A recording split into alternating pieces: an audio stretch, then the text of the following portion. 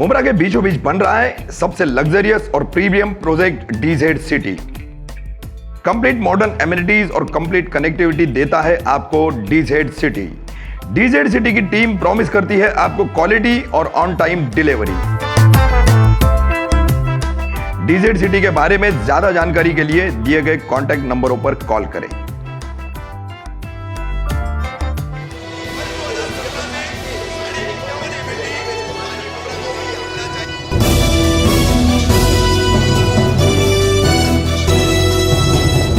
मैं रफीक कामदार हिंदुस्तानी रिपोर्टर में आपका स्वागत है।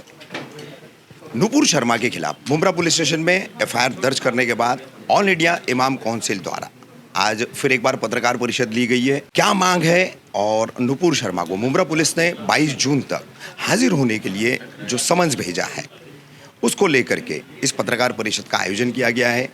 किस तरीके की मांगे हैं और अब तक नुपुर शर्मा की गिरफ्तारी को लेकर इतनी देरी क्यों की जा रही है।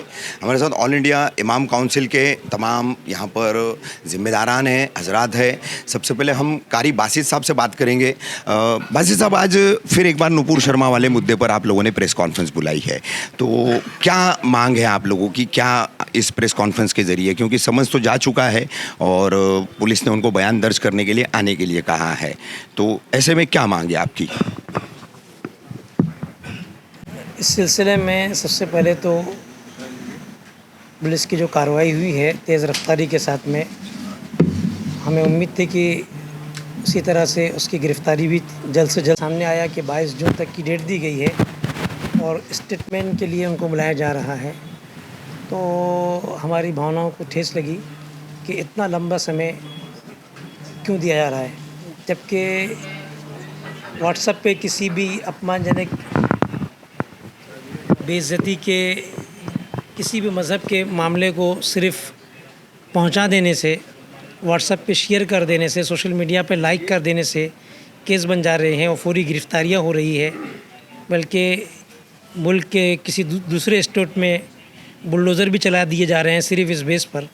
और एक ऐसा सेंसिटिव मैटर कि जिससे मुल्क भर का पूरे दुनिया के अंदर अपमान हो रहा हो, प्रधानमंत्री की बेइज्जती की जा रही हो, जिसकी ज़िम्मेदार, उस बेइज्जती की ज़िम्मेदार भी नुपुर शर्मा हो, तो ऐसी शख्स के ताल्लुक़ से, ऐसी मुलजिमा के ताल्लुक़ से कार्रवाई में इतना समय जाना हमारे लिए तकलीफ़देह है। इसलिए हमने ये प्रेस कॉन्फ्रेंस स्पेशली इस बेस पर बुलाई थी कि इसमें अगर कुछ तरमीम करके और कुछ सिस्टम से वो करके 41 के बेस पे जो उनको नोटिस दी गई है उसका टाइम शॉर्ट करके उनकी गिरफ़्तारी की जाए, स्पेशल ऑर्डर निकाल करके। तो ये पुलिस को करना चाहिए ताकि जो मसले मुल्क भर में बढ़ते जा रहे हैं और इंटरनेशनल तौर पर इसका जो एक रिएक्शन सामने आ रहा है जो हम सब के लिए तकलीफ़देह है, कि क्योंकि हम इस मुल्क में रहते हैं तो इसलिए हम सब के लिए तकलीफ़देह है वो इंटरनेशनल रिएक्शन। तो इस वजह से ऐसी औरत को और ऐसी मुलजिमा को फ़ौरन गिरफ़्तार करना चाहिए। इसको लेकर के हमने स्पेशली प्रेस कॉन्फ्रेंस बुलाई थी।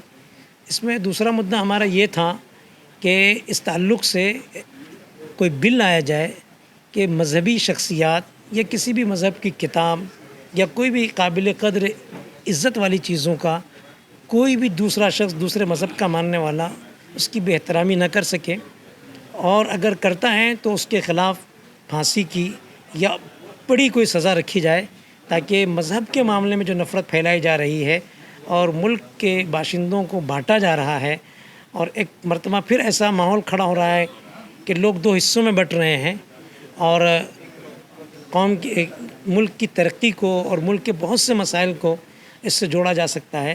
तो उसको रोकने के लिए एक मजबूत बिल लाया जाए और ताकि मजहबी मामलात के अंदर इस तरह की नफ़रत फैलाने वाली कार्रवाई रुक सके।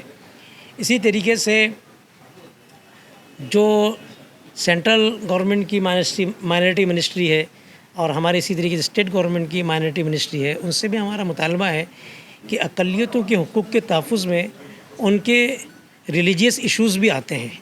तौहीन रिसालत का जो मामला है मुसलमानों का सबसे हॉट इशू है, बहुत ही अहम मसला है और बहुत ही हसास मसला है।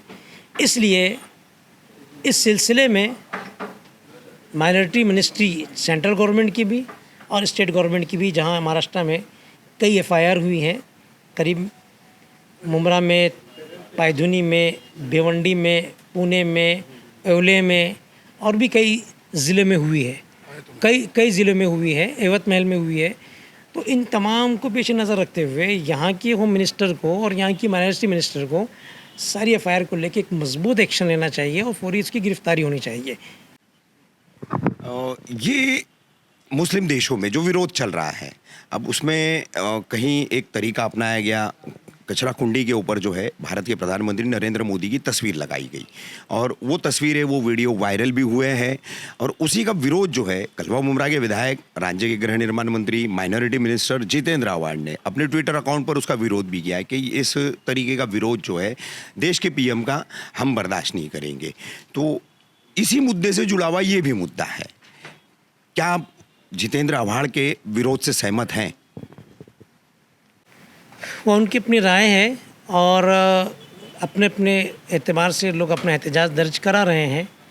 बहुत से टाइम पे हमारे ही इस मुल्क के अंदर नरेंद्र मोदी जी के पुतले भी जलाए गए हैं लोगों ने, बहुत सी पार्टियों ने, और उनके गले में महंगाई के ख़िलाफ़ जूतों का हार भी डाला गया है। इससे पहले भी ऐसा हुआ है।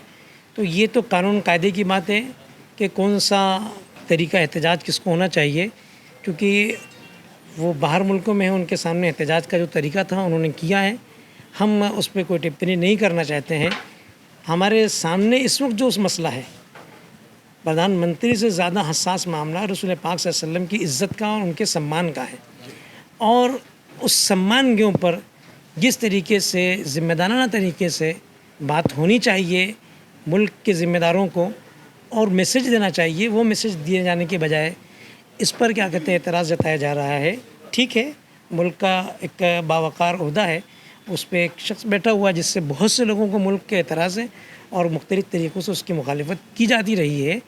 तो उसका तहफ़्फ़ुज़ नहीं हो रहा है तो उसका ज़िम्मेदार जो है उसके ख़िलाफ़ एक्शन होना चाहिए। और मैं समझता हूँ कि इसकी ज़िम्मेदार नुपुर शर्मा है।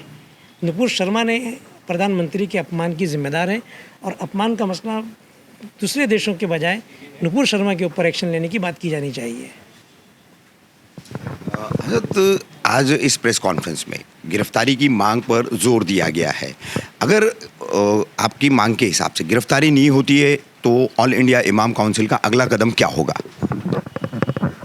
जैसा कि मुफ्ती अब्दुल बासित साहब ने बार बार इस बात की वजाहत की, कई मरतबा ये सवाल आया कि आपका अगला कदम क्या होगा, तो उन्होंने वजाहत की कि हम जो है अपना एहतजाज अवामी सतह पर और सड़क पर उतर करके मुनज़्ज़म तरीक़े से और सिस्टमेटिक तरीक़े से हम अपना एहतजाज दर्ज कराएंगे।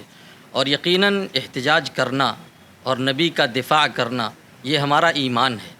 ईमान उसके बग़ैर मुकम्मल नहीं हो सकता है। कोई भी शख्स जिसके दिल में ईमान है वो किसी भी धरती पर हो, कहीं भी हो, वो नबी की दिफ़ा में आगे आएगा ही आएगा, उसके लिए चाहे जो करना हो। लेकिन हम चूँकि एक जमहूरी मुल्क में रहते हैं, जमहूरियत इस मुल्क का एक आईना है, इसलिए हम उस आइन में रह करके, हुकूमत के आइन में रह करके इक़दामात कर रहे हैं।